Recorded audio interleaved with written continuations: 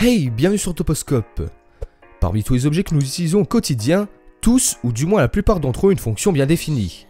En revanche, certaines choses, objets du quotidien que vous avez tous rencontrés dans votre vie, ont des fonctions très spéciales dont vous ignorez totalement l'existence et qui parfois, je dis bien parfois, pourraient changer votre façon d'agir dans votre vie de tous les jours. Aujourd'hui, en ce mardi 30 mai, on va se fixer l'objectif des 5000 likes en 24 heures, donc je compte sur vous tous pour mettre un gros pouce bleu et m'exploser le compteur comme des malades comme d'habitude. Et bien évidemment, pour ceux qui viennent de découvrir la chaîne du Toposcope, je vous invite à vous abonner si ce n'est pas déjà fait, car on sort une vidéo tous les jours à 18 h. Alors c'est parti.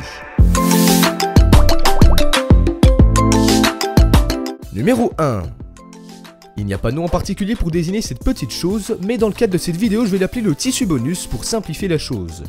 Ce que j'appelle donc le tissu bonus, c'est ce petit morceau de matière en tissu ou en coton de quelques centimètres par exemple, qui est fourni en supplément lors de l'achat de votre veste ou de votre dernier t-shirt par exemple. La légende a longtemps raconté que le fabricant l'incluait dans l'emballage afin de pouvoir recoudre un vêtement ou le rattraper s'il y avait un défaut, sauf que la vérité n'est pas du tout là, et je vais vous dire pourquoi. Ce petit échantillon est en réalité présent pour que vous puissiez tester l'effet de votre lessive sur votre nouveau vêtement afin de ne pas abîmer l'original. Numéro 2.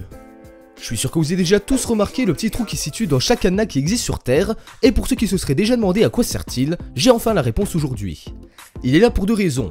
Tout d'abord, il laisse écouler l'eau quand vous utilisez le cadenas en extérieur pour qu'il ne rouille pas, sous la pluie, ni ne gèle, ni ne casse en hiver.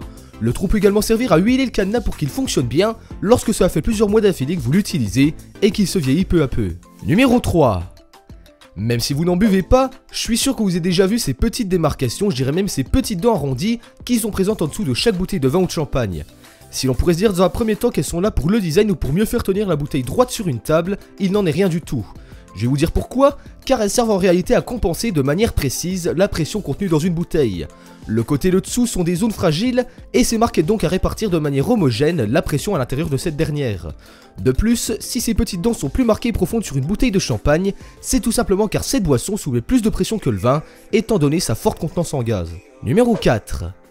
Désormais présent sur tous les jeans en général, ce petit bouton, je dirais même ce petit rivet, paraît aujourd'hui anodin voire superflu, et il s'avère pourtant qu'il a une utilité cruciale dans la fabrication d'un pantalon en jean.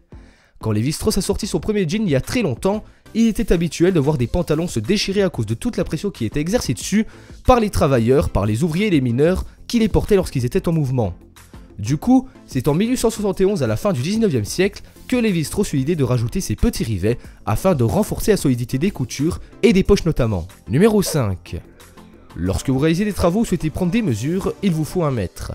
Ça tombe bien pour le coup, car il se trouve que j'en ai un juste à côté de moi sur mon bureau, et ce que je vais vous dire est confirmé parce que je tiens dans ma main.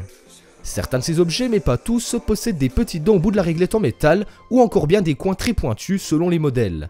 Il s'avère en réalité que cette spécialité vous permet de marquer l'endroit où l'on souhaite mesurer, puisqu'il est bien souvent difficile de faire une mesure d'un bout à l'autre lorsqu'elles font plus d'1 mètre, et surtout lorsque l'on est seul. Ça vous évite donc de perdre du temps avec un petit crayon pour faire un trait, et c'est beaucoup plus efficace. Cette vidéo touche à sa fin, dites-moi en commentaire quelle utilité ignoriez-vous parmi tous les objets, ça m'intéresse beaucoup.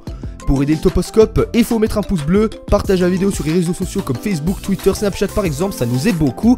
Et si ce n'est pas déjà fait, vous pouvez vous abonner pour suivre nos vidéos qui sortent tous les jours à 18 h, c'est simple et rapide. Quant à moi, on se donne rendez-vous demain, même endroit, même heure pour une nouvelle vidéo. Ciao ciao.